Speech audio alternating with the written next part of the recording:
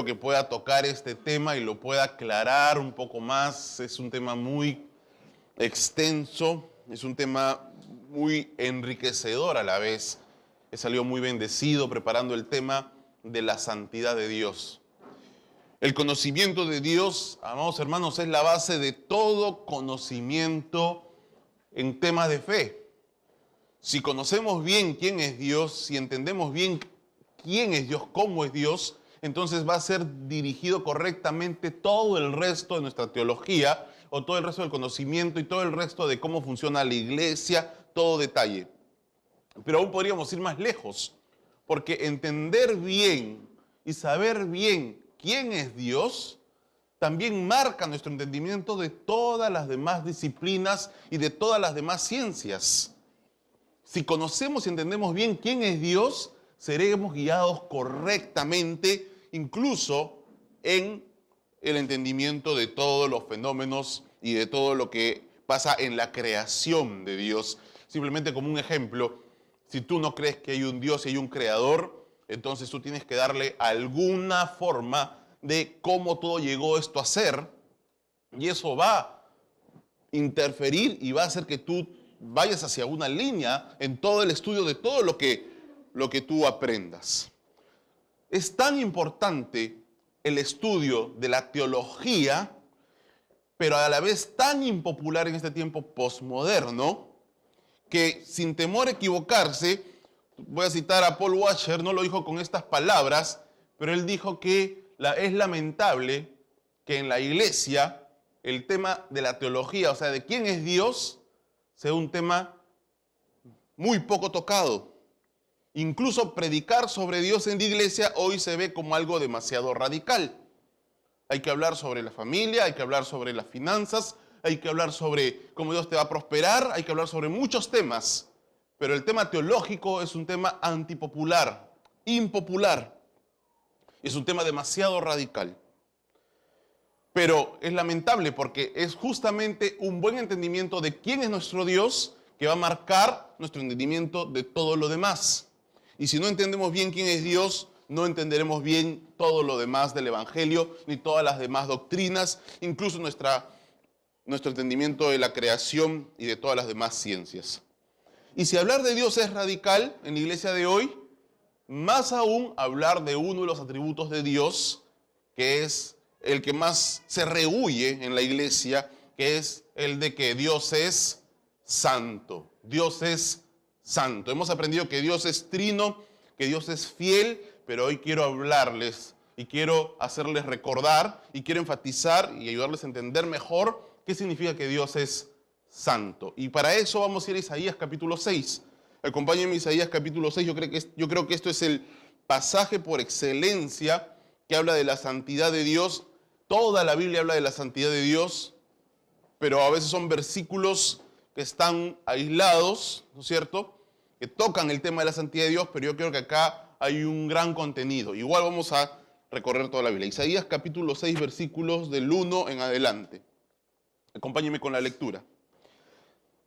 En el año que murió el rey Usías, vi yo al Señor, sentado sobre un trono alto y sublime, y sus faldas llenaban el templo. Por encima de él había serafines, cada uno tenía 6 alas, con 2 cubrían sus rostros, con 2 cubrían sus pies, y con 2 volaban. Y el uno al otro daba voces diciendo: Santo, Santo, Santo, Jehová de los ejércitos. Toda la tierra está llena de su gloria. Y los quiciales de las puertas se estremecieron con la voz del que clamaba, y la casa se llenó de humo.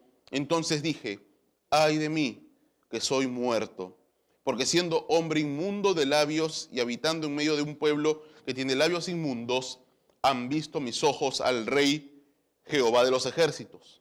Y voló hacia mí uno de los serafines teniendo en su mano un carbón encendido, tomado del altar con unas tenazas, y tocando con él sobre mi boca, dijo: he aquí que esto tocó tus labios, y es quitada tu culpa y limpio tu pecado. Quitada tu culpa y limpio tu pecado. Y primero vamos a ubicarnos en el contexto para entender el pasaje.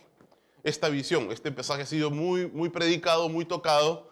Hay un precioso sermón de R.C. Sproul, ¿no?, Así que me da un poco de temor tocar un pasaje que ha sido tan bien predicado y ya tan bien expuesto, pero definitivamente siempre el Señor tiene algo que recordarnos y hablarnos, porque sus palabras son insondables. El contexto: en el año que murió el rey Usías. En ese tiempo, cuando murió el rey Usías, hay dos pueblos o dos imperios grandes en el norte, que eran Asiria y Siria. Estos dos grandes imperios poderosos, grandes, fuertes, eran el temor de todos los reinos de alrededor.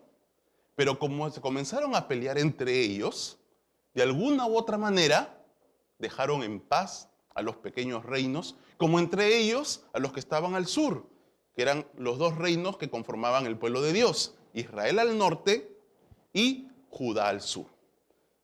Esta paz que gozaron porque ellos se pelearon entre ellos, Siria y Asiria, hizo que los pueblos del sur, estos dos reinos, Israel y Judá, tuvieran prosperidad. Al no haber guerra, tuvieron un tiempo de bonanza, un tiempo de prosperidad.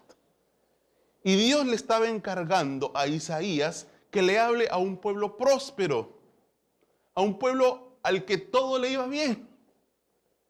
¿Qué ministerio más difícil? Redarguye de pecado a un pueblo que todo le va bien.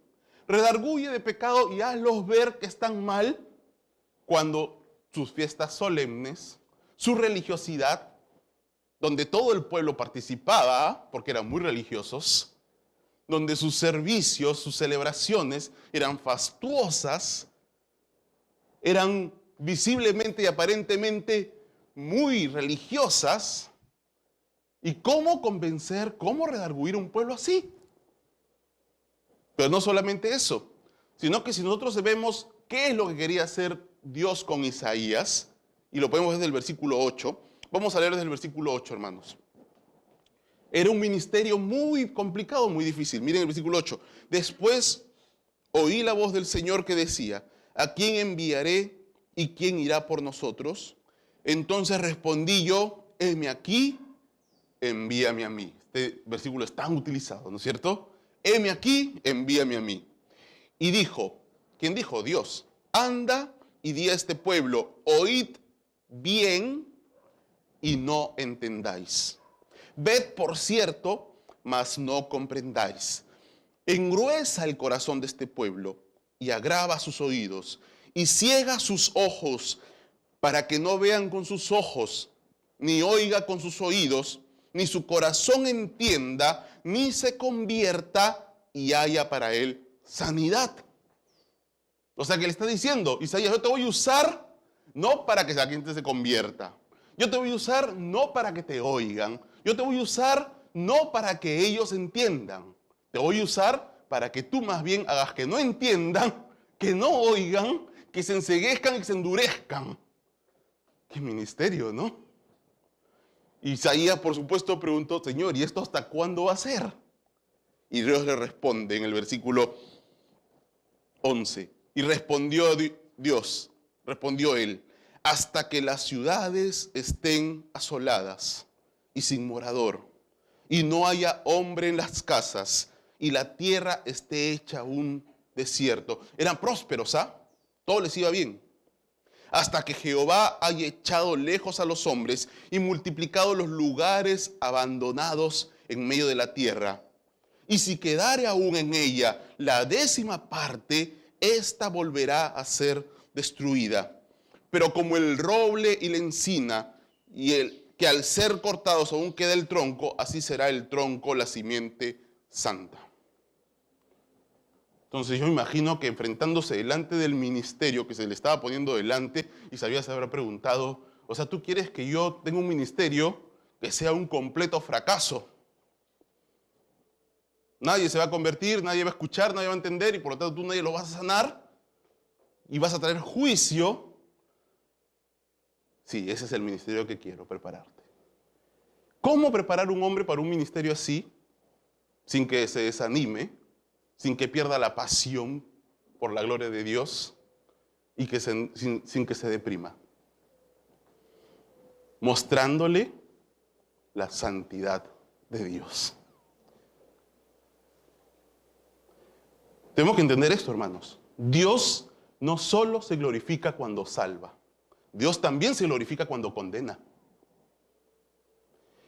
Y el propósito de Isaías era la gloria de Dios, no su gloria como predicador, no su éxito como profeta, sino que quede evidenciado delante de todos que hubo hombre fiel, hablando fielmente, y a pesar de eso, el pueblo no se convirtió. Por lo tanto, Dios es justo en su juicio y queda glorificado Dios. Se glorifica con su amor, Dios se glorifica con su misericordia, Dios se glorifica con su gracia, por supuesto que sí, pero también Dios se glorifica con su justicia y con su santidad, porque Él es un Dios santo. Es el Dios que se tiene que comenzar a predicar también en la iglesia, para que entendamos que Dios no es solo una parte de Dios, no es solo esa parte que siempre se enfatiza, que es el amor, la misericordia y la gracia, sino que Dios también es santo, justo, y tiene una ira santa justamente por eso contra el pecado. Y ahí es donde entonces entramos al punto de la visión. Ahí entendemos, en ese día que murió un rey bueno, aunque por un pecado, terminó con lepra, porque quiso usurpar funciones que no le correspondían y terminó herido con lepra por el Señor. Y el rey murió, algunos dicen que justamente murió de lepra, ¿no? Siendo un rey que había sido bueno en el balance general, vi yo al Señor, y esta es la visión, vamos a ver ahora la visión, vi yo al Señor sentado sobre un trono alto y sublime. Y primero vamos a un poco enfatizar esto del trono. Vi yo al Señor sentado sobre un trono alto y sublime. La majestad de Dios visto en toda su autoridad, ocupando el lugar que es el asiento de su morada. O sea, aquí no está hablando de que Dios vino y se sentó por un momento ahí, sino que era el lugar que le correspondía, el lugar donde moraba. Era su naturaleza, era inherente a él que él sea el más alto, el de más rango, el de más autoridad, el más exaltado. Era el lugar más alto. Si nosotros les recomiendo que comiencen a venir a Colosenses. Si ustedes recuerdan lo que hemos estudiado en Colosenses y lo que hemos estudiado en los anteriores mensajes sobre la Trinidad, aquí Isaías estaba viendo al Señor Jesucristo. Y el Señor Jesucristo está mostrándole a Isaías, primero, antes de que cumplas este ministerio, quiero que seas consciente cuál es mi rango, cuál es mi autoridad, cuál es mi grado de exaltación que yo tengo. ¿Eres consciente de esto? Esto se le iba a quedar a Isaías impregnado en su mente. Iba a quedar Isaías totalmente, es como un trauma grabado, que no lo iba a poder olvidar. Y el anhelo de Dios es que a ti también te quede grabado, impregnado, que sea parte de tu vida diaria el entendimiento y la conciencia de que Dios es el grado más alto de autoridad, es el rango más alto, es el soberano, totalmente soberano. Él no necesita tocar la puerta para entrar, Él entra. Él está en el trono, totalmente autoridad, su autoridad. El segundo punto clave de esta visión es sus faldas, dice. Y sus faldas llenaban el templo. Y a mí justamente por el mensaje de R.C. Sproul, me puse a ver la coronación de Isabel, la reina Isabel, en Inglaterra. Cuando está entrando a la basílica esa enorme, ¿no? En su coronación. Y tenía en realidad su capa con una cola, así como los vestidos de las novias que tienen cola, tenía su cola en su capa, su vestido real, y esa cola tenía 6 personas cargando la cola. Fue tan largo que las 6 iban caminando, cargando el vestido. Y en ese tiempo los reyes orientales, mientras ganaban batallas, se le iban agregando más a la extensión de la cola de sus vestidos, de los reyes. Entonces los reyes que eran más victoriosos, que habían tenido más victorias tenían unos mantos mucho más largos, ¿no? Entonces, cuando alguien venía al trono y veía al rey y venía su manto así, uy, con este rey tengo que tener cuidado, ¿no? Con este rey, ¿no? Este rey ha sido muy victorioso. Pero aquí lo que vemos que las borlas del manto de Dios, aquí dice faldas, pero en realidad el término no más exacto es esa capa que tienen los reyes. Se sentaba en el trono y la capa por el costado se esparcía y la capa llenaba todo el templo. De aquí también sabemos que estaba en el templo de Jerusalén. Porque ¿qué templo más hubiera sido? Que era todo el templo. Todo el templo llenaba el tren de su vestido por lo digno que es nuestro Dios. Tanto así que los ángeles tenían que volar porque no podían pisar en ningún lado porque todo estaba lleno del manto, de las ropas, ¿no? Del vestido, de los vestidos de Dios. Y esto habla de la dignidad de Dios. O sea, Dios quería que a Isaías le quede consciente en su mente, Isaías, yo soy digno, yo me merezco, yo soy honrado. Mi honra amerita y se merece que tú me sirvas así. Nunca podrás darme y nunca podrás expresarme, Isaías, toda la honra que te debe y se amerita mi nombre.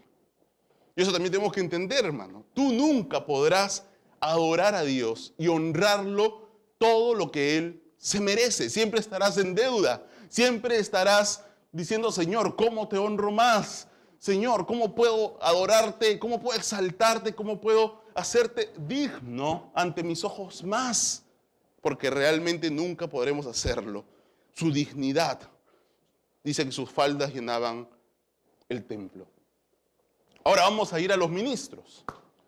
Como ministros de Estado, como todo rey, que en su trono tiene sus ministros alrededor, en el lugar del trono habían ángeles que eran los serafines. Y es interesante, hermanos, estos serafines no aparecen en ningún otro lugar de la palabra. Tú puedes buscar toda la Biblia y no hay ningún otro versículo que hable sobre estos serafines. Y es interesante, no podemos saber mucho, pero una de las cosas que sí son claras es que estos serafines habían sido creados para poder tener el mayor de los privilegios de todos los ángeles. Estar delante del trono. Y para poder estar delante del trono, tenían unas características especiales y habían sido equipados de tal manera que pudiendo estar delante del trono, se tapen con 2 alas el rostro, con 2 alas los pies y con 2 alas vuelen para no pisar el manto, ¿no?, de Dios. Entonces, las características eran adecuadas para que estos serafines puedan estar delante del trono porque eran indignos de mirar la santidad de Dios, siendo ángeles preciosos, ¿no? Porque la palabra seraf, que quiere decir arder. Seraf quiere decir arder y habla de seres que ardían en el celo por la gloria de Dios, seres ardientes y luminosos, y da la connotación también de seres que eran veloces, como rayos. ¿Para qué? Para que cuando Dios pida algo o Dios diga algo, ellos como rayos vayan y se lo traigan o vayan y lo asistan a Dios en todo lo que Dios necesitaba. Ahora, estamos tratando de comprender algo pues que es para nosotros fuera de nuestro alcance, ¿no? Es una visión y tratando Isaías de alguna manera tratar de mostrarnos. Pero aquí lo que se ve es Dios con su autoridad, sus ministros absolutamente creados para atender inmediatamente, ipso facto, cualquier indicación de Dios, pero sin embargo indignos de mirar a Dios, tapándose el rostro, tapándose los pies. La reacción natural de las criaturas cuando se les presenta Dios es cubrirse el rostro.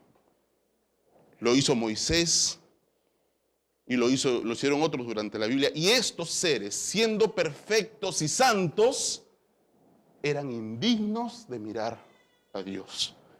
Y tenían el privilegio de estar delante de Dios. Cubrían sus rostros porque eran indignos, porque se sentían, ellos se percibían, sabían que no eran merecedores de mirar a Dios. Tenían temor, tenían ese instinto de taparse el rostro, cubrían sus pies, porque los pies también eran signos de pudor delante de algo santo, porque Dios dijo a Moisés, quítate el calzado de los pies. Los pies eran símbolo de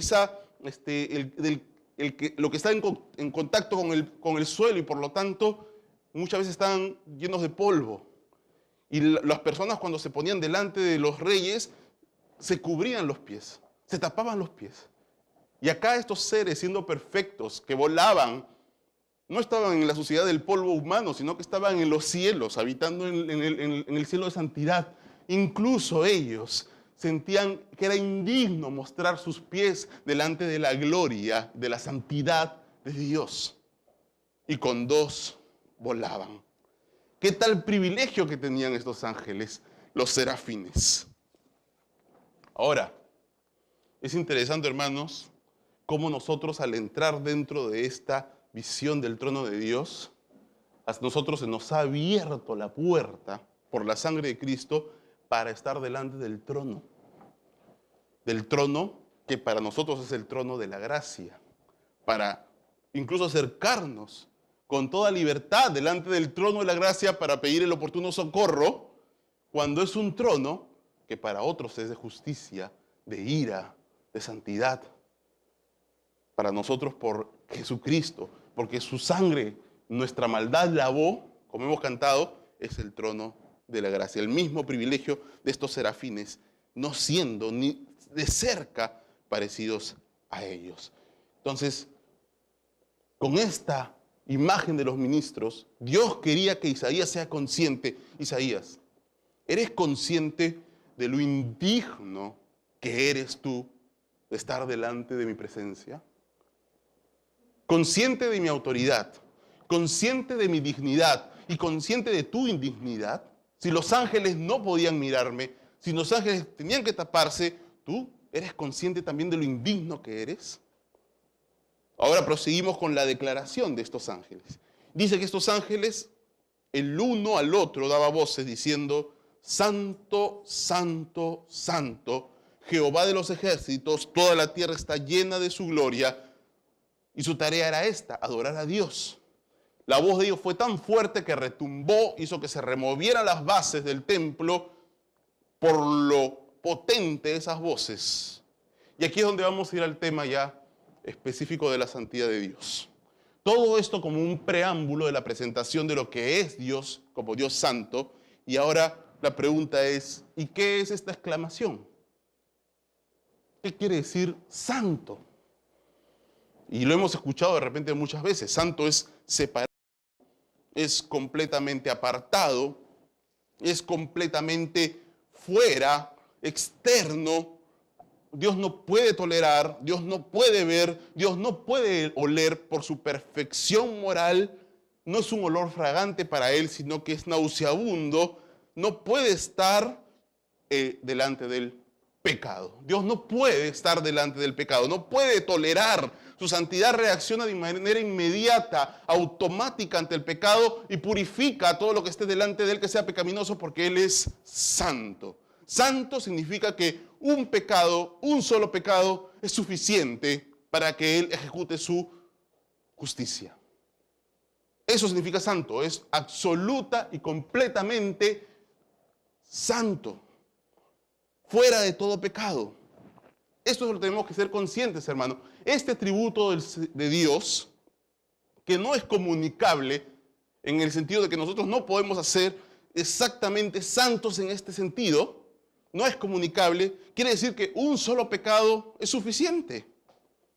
Y lo podemos ver en la historia de la Biblia. Fue un solo pecado, con un solo pecado, Adán y Eva expulsados del paraíso.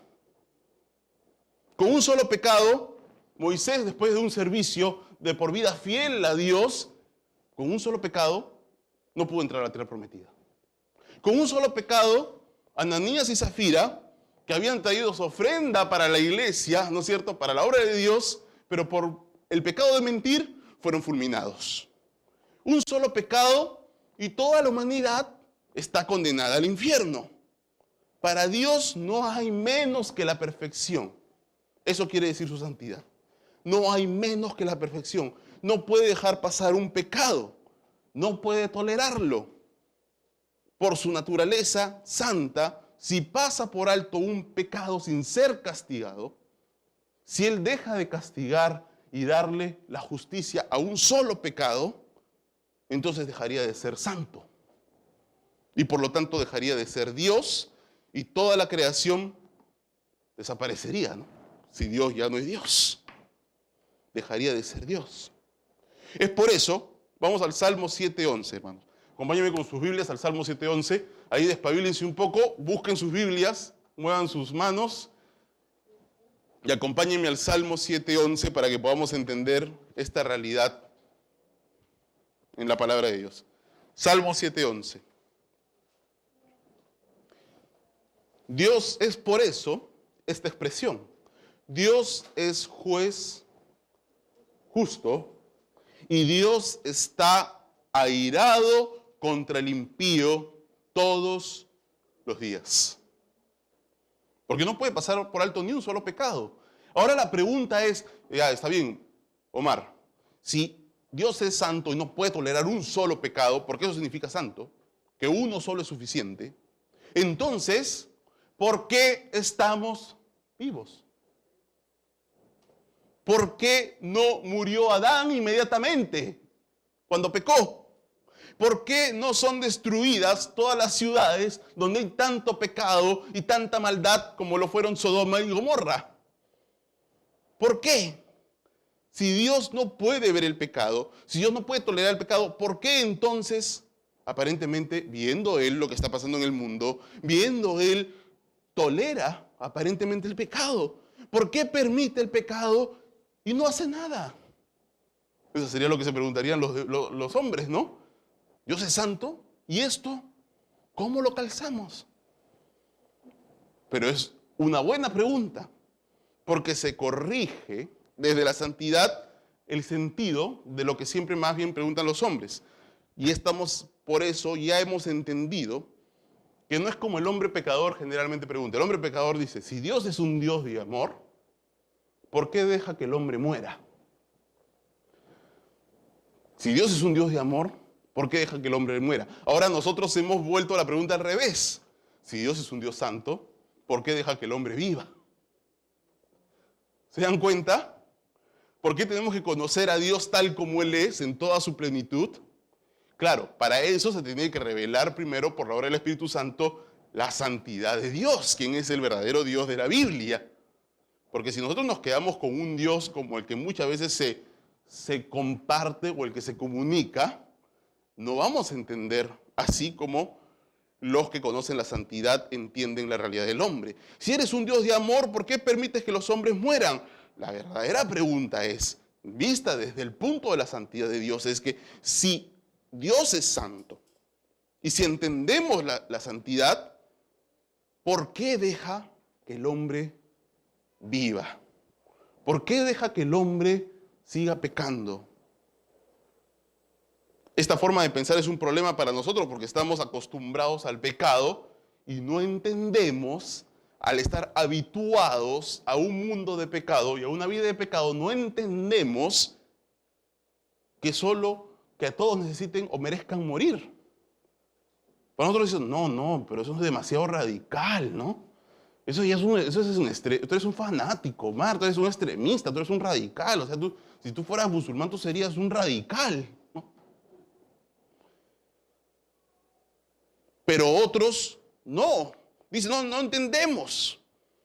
¿Por qué? Porque estamos habituados al pecado, estamos acostumbrados a una vida de pecado y no entendemos que al ser Dios santo no es cualquier pecado, no es diferentes grados de pecado, no hay pecados más horrendos que otros, sino que todos los hombres, por tener en sí mismo el germen, estar contaminados desde el nacimiento por el pecado, entonces el que el hombre sea más o menos pecador no es por su propia bondad, es por la gracia de Dios que interviene y hace que no llegue a ser peor de lo que es.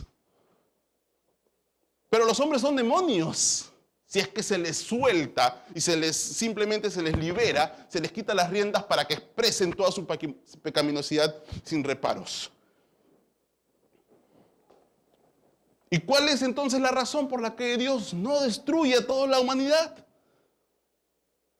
Primero tenemos que entender que al final todo pecado será castigado. Eso sí se va a cumplir, solo que a los que han sido regenerados y han sido redimidos por Cristo, todos sus pecados les son remitidos y son castigados, y toda la ira de esos pecados han sido castigados sobre la cruz en Jesucristo. Fueron remitidos ahí. Y con los rebeldes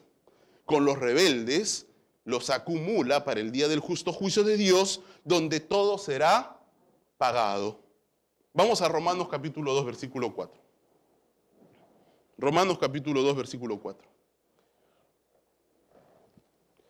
Le dice a los que se creen buenos, hombres que son muy juiciosos, muy moralistas, y le dice desde el versículo 4, Romanos 2, 4, o menospreciáis las riquezas de su benignidad, paciencia y longanimidad, ignorando que su benignidad te guía al arrepentimiento, pero por tu dureza y por tu corazón no arrepentido, atesoras para ti mismo ira, para el día de la ira y de la revelación del justo juicio de Dios, el cual pagará a cada uno conforme a sus obras. Entonces, a los redimidos remite el pecado a Cristo. A los rebeldes los atesora para el día del juicio, pero al final todo pecado es pagado. Todo pecado es pagado. Y tercero, otra de las razones es que Dios tiene que desplegar todos los atributos de su perfección que habitan en armonía para poder ser adorado por todo lo que Él es en su plenitud. La única razón por la que este mundo no ha sido devorado por las llamas ardientes de su santidad es porque la santidad de Dios convive en perfecta armonía con su paciencia, con su longanimidad, con su misericordia, con su gracia y con su amor. Él hace salir el sol sobre justos e injustos. Él lo dice. Él hace salir el sol, hace llover sobre justos e injustos. Él es el supremo benefactor de toda la humanidad. A todos los hombres Él les da sus bienes. Pero que Él sea el supremo benefactor de toda la humanidad no anula su reacción santa ante el pecado. Entonces, ¿por qué prolonga la vida a algunos hombres y a otros no? ¿Por qué? Para que se desplieguen sus juicios de acuerdo a sus propósitos más altos y sublimes que lo que nosotros entendemos. Como Pablo dijo, algunos vasos separó para honra y algunos para expresar su gracia y su amor, y otros los separó para deshonra, para expresar su poder y su justicia. Y si Él lo hizo, ¿qué a nosotros? Él es Dios. ¿No puede acaso hacer Dios con lo que Él tiene, lo que Él quiere? Porque todo lo que existe, sean principados, potestades o los seres humanos, todo es para la gloria de Dios. De tal manera que a los que quiere expresar su amor y a los que quiere expresar su ira, y en el momento final, cuando toda la creación, cuando hemos visto un pasaje sobre esto, todos los ángeles, incluso los que están condenados, y los ángeles escogidos, y los seres humanos redimidos, y toda la creación completa, van a ver que Dios es justo, es santo, es misericordioso, es lleno de gracia.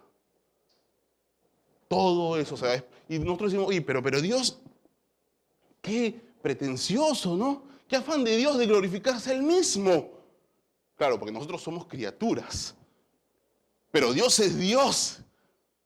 Y no es injusto que Él lo haga porque Él se lo merece, porque Él realmente sí es glorioso. Y al quien más le conviene y a los que más benefician que Dios exprese toda la magnitud de toda su gloria es a nosotros. Porque mientras más lo conocemos, más lo glorificamos y más podemos vivir una vida realmente plena en Él. Él nos ama, pero Él ama también su nombre y es su gloria, al final, la que más le conviene a toda la creación y a toda la humanidad y a Él. Hay tres formas en que se expresa la santidad. ¿Hasta aquí, hermanos, estamos bien? ¿Sí?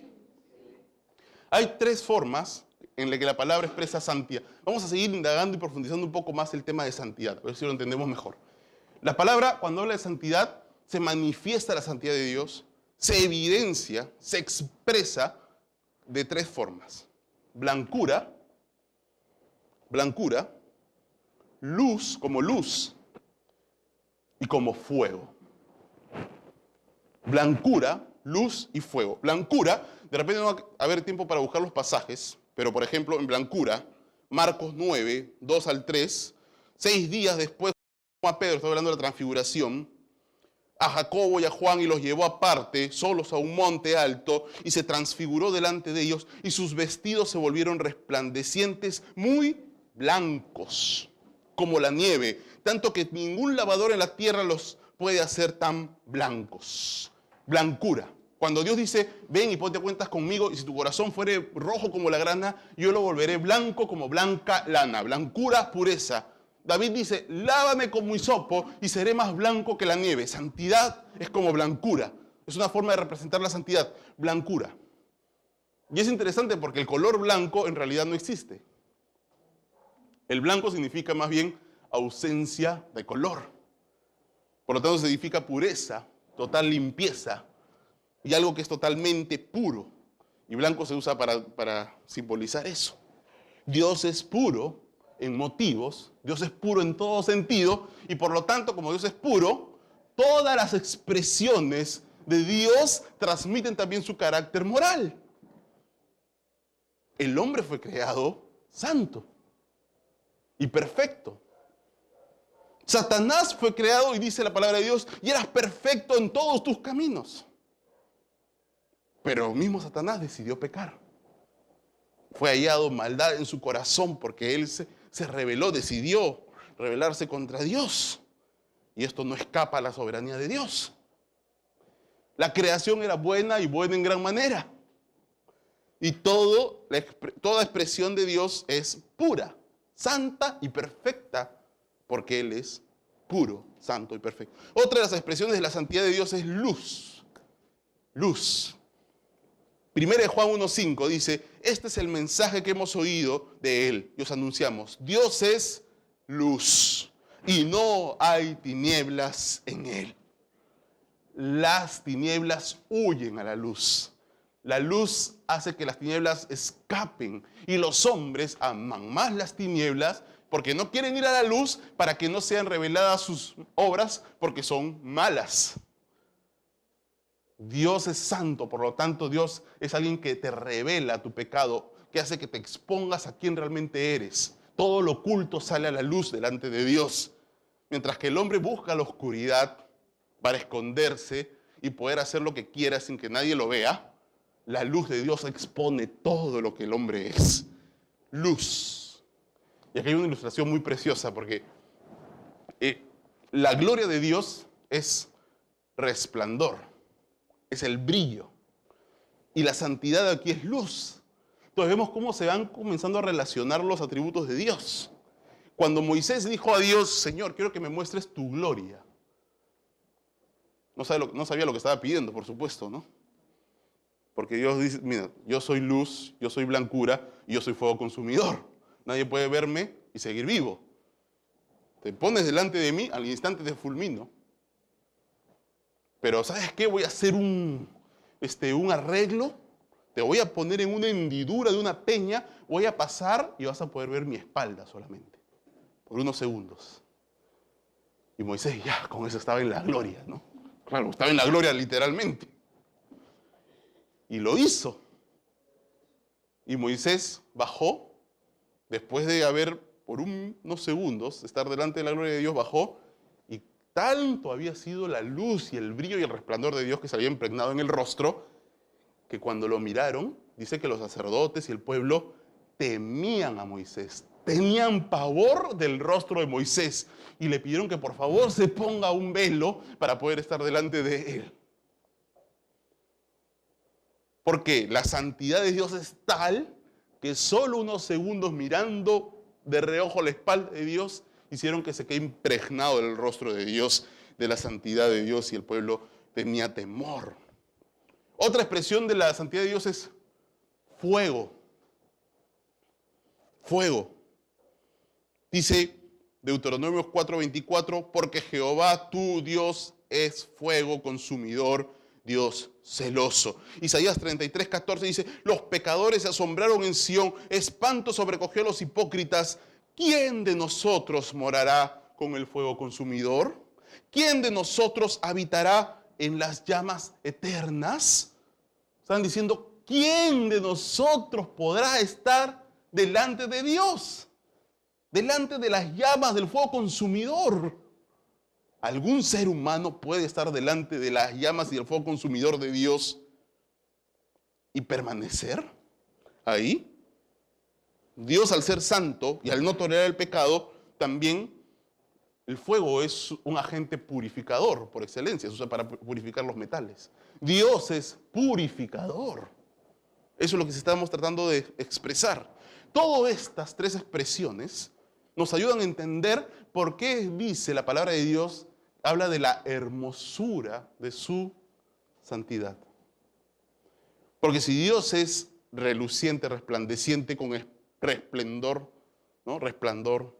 Si Dios es blanco y si Dios es fuego consumidor, su santidad es hermosa, la hermosura de su santidad. La santidad de Dios es blancura, es luz. La santidad de Dios es fuego consumidor y esto lo hace hermoso, la hermosura de la santidad de Dios. Entonces, hasta aquí no se puede comprender completamente, pero estamos tratando de acercarnos, según lo que la palabra de Dios muestra, al concepto. Nosotros como hombres pecadores, y yo decía, Señor, ayúdame, ¿cómo puedo expresar algo que yo no lo vivo, no? Porque tú me has hecho santo y todos los días anhelo más de tu santidad, pero solo tú eres santo, y por lo cual todas las naciones te adorarán, dice la palabra de Dios, ¿no es cierto? Y la expresión de aquí no solamente es que Él es santo, sino que Él es santo, santo, santo. ¿Qué quiere decir esto? La triple repetición es porque en el hebreo, los hebreos cuando querían enfatizar algo, Jesucristo decía, de cierto, ya, hay que escucharlo porque está tratando de enfatizar. Y cuando dice santo, santo, santo, hasta ahí nada más se repetía. La máxima repetición de 3 veces. Quiere decir que esto era lo más superlativo, lo más importante y lo más pleno que se podía decir. Cuando los ángeles gritaron santo, santo, santo, enfatizaron y Dios enfatizó esta característica de su personalidad más que ninguna otra de sus características. Porque nunca vemos en la palabra de Dios que se dice que Dios es amor, amor, amor. Nunca vemos en la palabra de Dios que se dice porque Dios es misericordioso, misericordioso, misericordioso. Nunca vemos en su palabra que dice porque Dios es gracia, gracia, gracia. Pero sí Dios decidió y quiso que a toda la iglesia le quede en la mente impregnado que Él es santo, santo, santo. Él enfatiza su santidad. Y porque justamente es uno de los atributos que muchas veces más le rehúye el hombre, la iglesia y lamentablemente también el púlpito a veces, ¿no? Santo, santo, santo. O sea, aquí le quería, con esto, está tratando de que Isaías sea consciente. Isaías, ¿eres consciente que un solo pecado es suficiente? Isaías, ¿eres consciente que yo soy totalmente puro? Isaías, ¿eres consciente que yo soy luz que revela todo tu pecado? Isaías, ¿eres consciente que yo soy fuego purificador? Isaías sí fue consciente, ya lo vamos a ver, ¿no? Pero queremos que nosotros también seamos conscientes de eso. Y pregúntate tú en esos momentos, ¿eres realmente consciente que un pecado es suficiente? ¿Eres consciente que Dios es fuego consumidor? ¿Eres consciente que Dios es luz y muestra todo lo que eres? Porque si fuéramos conscientes, caeríamos como la mujer pecadora que fue delante de Jesucristo y se postró a sus pies y derramó su alabastro y enjugó sus pies, porque mientras más conscientes de nuestros pecados, dice, al que más se le perdona, más ama. Entonces ahí está la hermosura de la santidad y nuestra vida entregada completamente a un servicio de Dios sin importar las consecuencias. Isaías, ¿tú eres consciente de esto? Si no eres consciente de esto, esta conciencia te la doy con esta visión. Le abrió los ojos, Isaías quedó traumatizado en cierta forma y ya podía cumplir esa misión. Y miren la reacción, por eso entendemos la reacción de Isaías. Entonces dije, ¡ay de mí, que soy muerto! Porque siendo hombre inmundo de labios y habitando en medio de un pueblo que tiene labios inmundos, han visto mis ojos al Rey Jehová de los ejércitos. Cuando dice, ¡ay de mí! Porque él ve que los serafines se tapan los ojos y él está viendo. Y él, ¡ay de mí!, quiere decir, maldito soy. Lo contrario a bienaventuranzas es maldito, ¡ay de mí! Lo podemos ver en Lucas 6, 21 al 24. Dice, bienaventurados los que ahora tenéis hambre, porque seréis saciados. Bienaventurados los que ahora lloráis, porque reiréis. Y el versículo 24, pero ay de vosotros. Si bienaventurado es que Dios te bendice, si bienaventurado quiere decir que Dios se va a encargar que tu vida al final sea una buena aventura, ay significa que Dios se va a encargar de que seas maldito. Que Dios se va a encargar de que se ejecute sobre ti su ira. Entonces, cuando Isaías dijo, ¡ay de mí!, no solamente estaba diciendo, soy muerto en el sentido físico. No solamente estaba hablando de soy muerto en el sentido físico. La palabra de Dios dice que cuando tememos, no tenemos que temer a Satanás o a los que matan el cuerpo, sino que tenemos que temer al que puede mandar nuestra alma al infierno. Y él cuando dice, soy inmundo, está diciendo, yo contamino, soy un contaminante. Ahora hay una nota acá que es importante, hermanos. Isaías, yo creo que de todo el pueblo, era el hombre más íntegro en esos momentos. Y tal vez de todo el mundo. Pero cuando él fue consciente de la santidad de Dios, fue consciente de quién realmente era él. Y él era maldito, y era muerto, porque no solamente era pecador, sino que era un agente contaminante, y como Dios es santo, tenía que fulminarlo, y no solamente sus labios, porque de la abundancia del corazón abran sus labios, sino que también del corazón, de donde salía lo que salían por sus labios. Entonces no solamente su cuerpo el que tenía que ser destruido, sino también su alma. Y él era consciente de eso, se hizo consciente y se desintegró, se maldijo, dijo, soy muerto. No soy muerto físicamente, sino que también soy muerto espiritualmente, soy condenado. Dios tiene que conmigo hacer lo que tiene que hacer con todo pecador. Y es mandarme para siempre lejos de su presencia después de fulminarme. Eso es lo que está expresando Isaías. Y esa sensación fue algo traumático para él. Escuchado de varios episodios parecidos en el Antiguo Testamento. Usa. Ustedes no sé si se acuerdan de un jovencito. El arca estaba siendo llevada por unos bueyes. ¿Se acuerdan de ese episodio? Estaba diciendo el arca llevada por unos bueyes. El arca se tambaleó. Usa, en su buena intención, para que el arca no se caiga, fue corriendo y trató de empujarla. Y ni bien la tocó, fue fulminado. ¿Por qué? Porque tuvo el atrevimiento de tocar el arca. En Bet-Semes, hay una historia de Bet-Semes, se atrevieron a abrir el arca y ver lo que había dentro. 50,000 personas fueron fulminadas. Nadab Abiú, no sé si se acuerdan de Nadab y Abiú, encendieron fuego extraño, salió fuego de la presencia de Dios, lo fulminó. Iban a adorar a Dios, estaban yendo al templo a adorar a Dios. La rebelión de Coré. Dijeron, oye, Moisés, nosotros también somos santos y Aarón es santo, pero nosotros también somos santos. Nosotros también queremos presentar incienso delante de Dios. ¿Por qué solo ustedes son los privilegiados? Moisés le dijo, ya, háganlo. Salió fuego de Dios y los extinguió. 250 personas. La gente, en vez de arrepentirse, se fue contra Moisés y contra Aarón y diciendo, ustedes no solo nos han sacado de Egipto, sino que nos quieren ahora muertos en el desierto. Se abrió la tierra y los tragó. Isaías sabía esas historias. Ahora está delante de la santidad de Dios, está delante del mismo Dios y sabe lo que se merece. Porque ningún hombre puede estar delante de Dios y no ser expuesto a su verdadera condición. ¿Ustedes creen que en esos momentos Isaías estaba pensando en comprarse un Mercedes-Benz? En que Dios lo haga próspero. En que Dios de alguna manera restaure algunas relaciones que él tenía. Cuando uno es expuesto a la santidad de Dios, todo eso desaparece.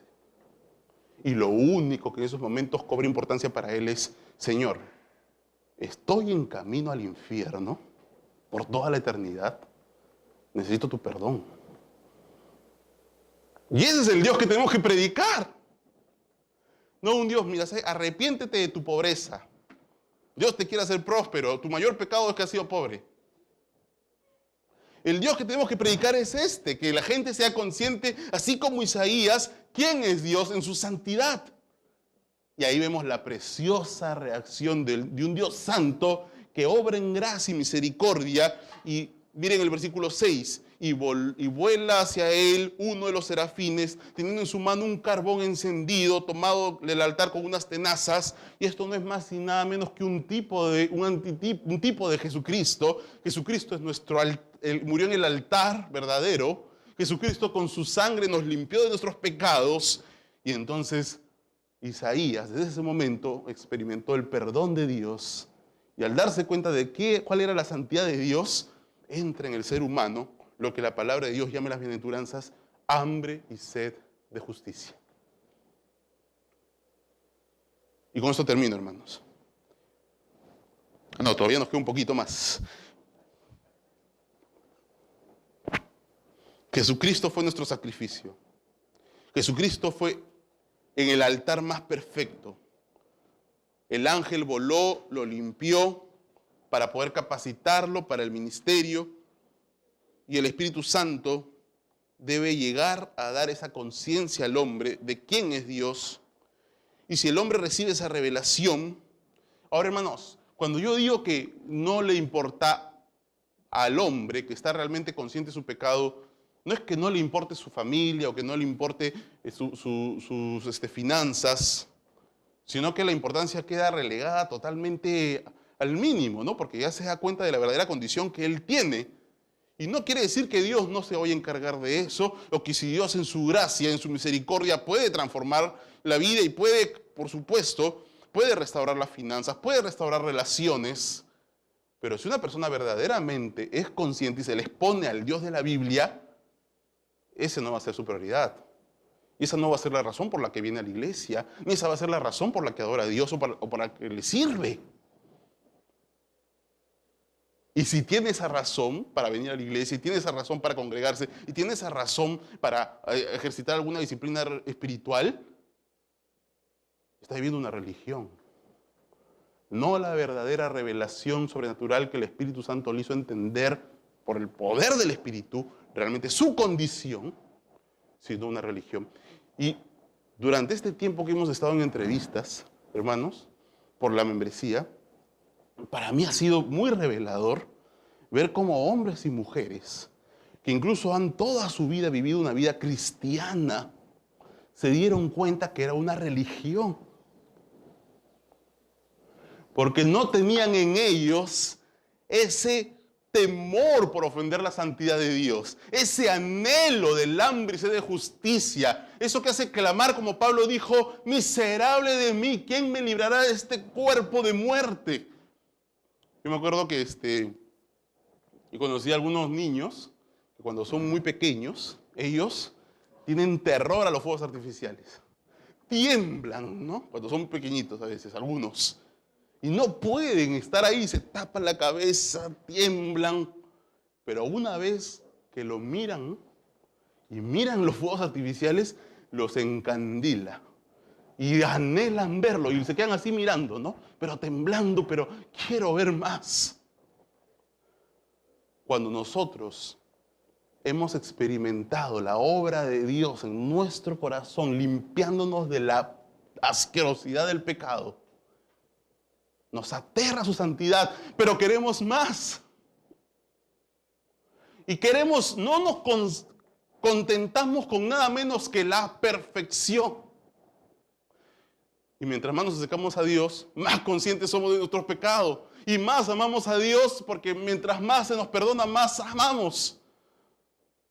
Y mientras más expuestos, más Dios va trabajando con nosotros y más anhelamos la santidad de Dios y anhelamos ese día en el que seremos completamente santos. Y así como Dios es blanco, seremos de vestiduras blancas y habitaremos en la santidad por toda la eternidad, sin las pasiones, sin esta carne pecaminosa que nos atrae hacia el pecado, vivir para siempre en la paz, en la pureza, en la blancura de la santidad de Dios por toda la eternidad. ¿Ese es tu anhelo?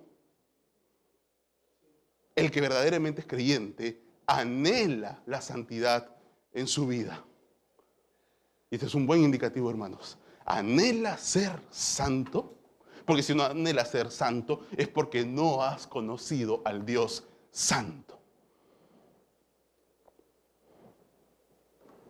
Y ojalá que podamos comenzar a mostrar y predicar verdaderamente al Dios que no solo es amor, que no solo es misericordia, que no solo es gracia, porque sí, Dios es amor, porque hace salir el sol sobre justos e injustos. Dios es el benefactor de toda la humanidad. Pero Dios también es justo, Dios también es santo. Y anhelamos ser santos porque Él es santo.